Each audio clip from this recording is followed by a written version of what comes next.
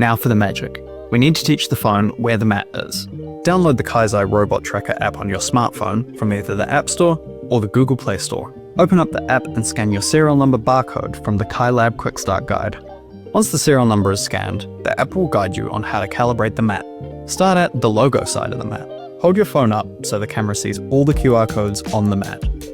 Then move to the left side, then the top, and finally the right side. You're essentially walking in a circle around the mat. It's crucial that all QR codes are visible in the camera frame at each stop. Once you've hit all 4 sides, the app will beep, telling you calibration is complete. Your map is now digital. Leave the phone for a second. Let's go to the laptop. Open Chrome or Safari and head to kailab.kaiseducation.com. If you haven't already, register for a teacher account. Check your email for the activation link, and if you don't see it, check your spam folder. Once logged in, navigate to the top right corner and click Create Classroom.